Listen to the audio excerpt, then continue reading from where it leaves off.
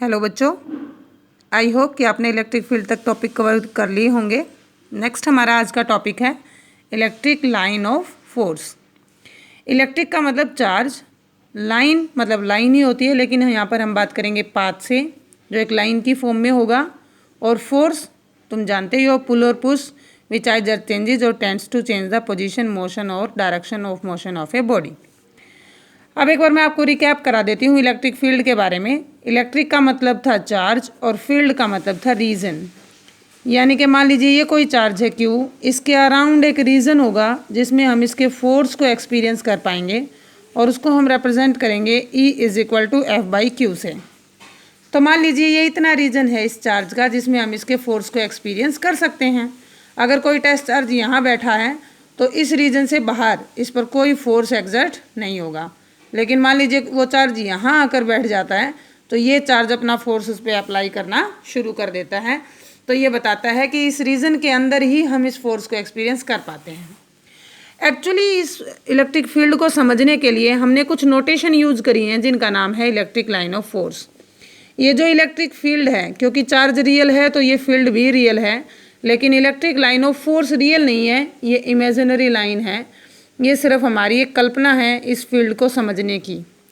Actually electric line of force क्या बताती हैं आपको? ये वो पाथ होती हैं जिसमें कोई चार्ज मूव करता है किसी इलेक्ट्रिक फील्ड के इन्फ्लुएंस में।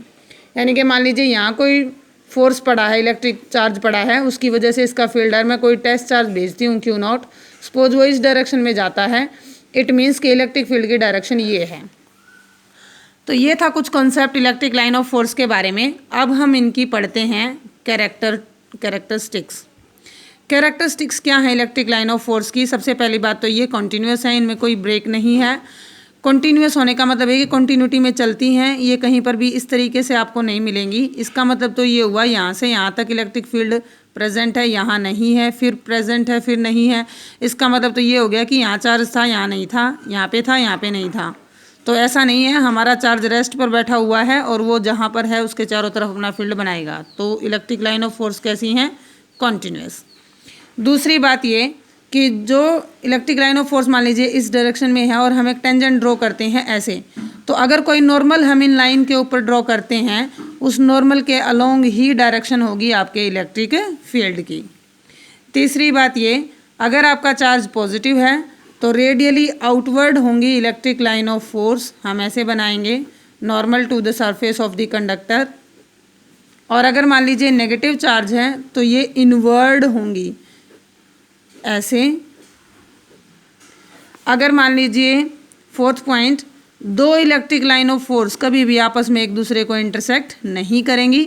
उसका रीज़न ये है, सपोज इस पॉइंट पे मैं टेंजेंट ड्रॉ करती हूँ इस लाइन का, तो डायरेक्शन ये आएगी, और इस लाइन का तो डायरेक्शन ये आएगी।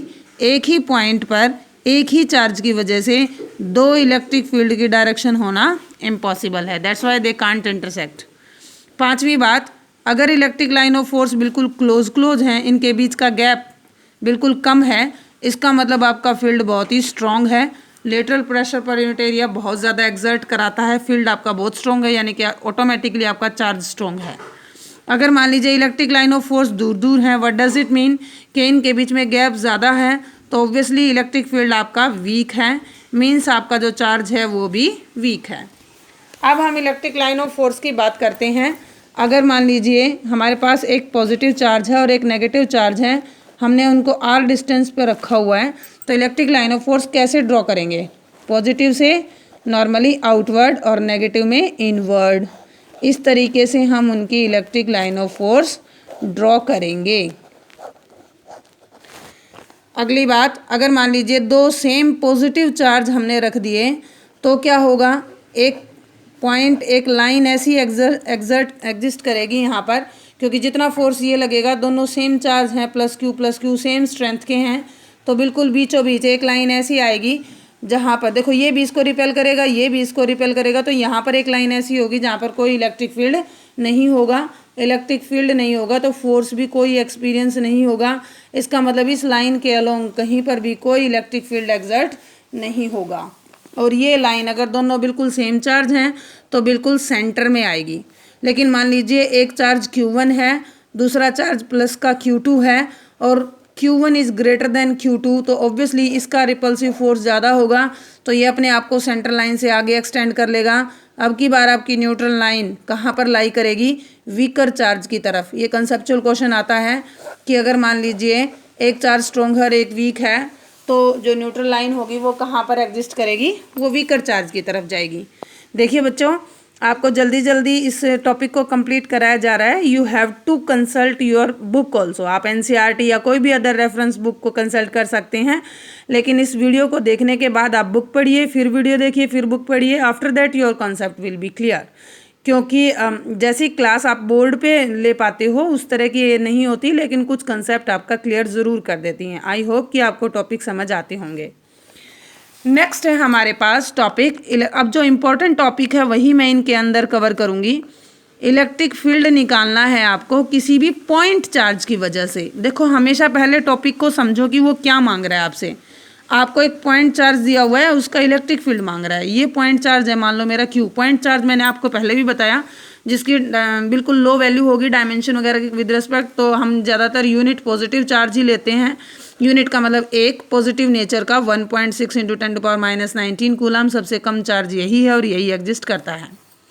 किसी भी इलेक्ट्रिक फील्ड की वैल्यू निकालनी है आपको पॉइंट चार्ज की वजह से, तो तुम जानते हो E की वैल्यू F/Q रहेगी, या Q0 लिख दो कोई टेस्ट चार्ज।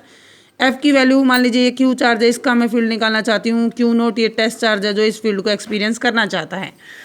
तो पहले हम कूलम फोर्स यूज करेंगे Q0 अपॉन इन दोनों के बीच का डिस्टेंस r²।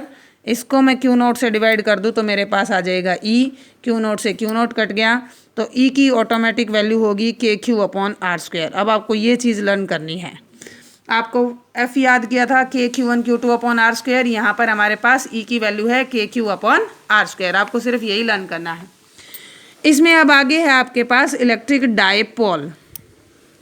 इलेक्ट्रिक डायपोल, देखो मैं आपको क्रैम नहीं करा रही, आपको सिर्फ समझा रही हूँ, उसी तरीके से आप समझेंगे। इलेक्ट्रिक का मतलब चार्ज, डाई का मतलब दो, और पोल का मतलब पोलैरिटी।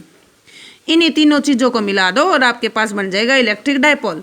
यानी कि आपके पास दो चार्ज होंगे और दो पोलैरिटी के होंगे। दो चार्ज मैंने ले लिए Q1 Q2 और पोलैरिटी ले ली इनकी, एक की प्लस और एक की माइनस। आप इनको Q1 Q2 की बजाय बिल्कुल QQ भी लिख सकते हो, क्योंकि मुझे जो ये दो चार्ज चाहिए यहाँ पर बिल्कुल सेम मैग्नीट्यूड के चाहिए।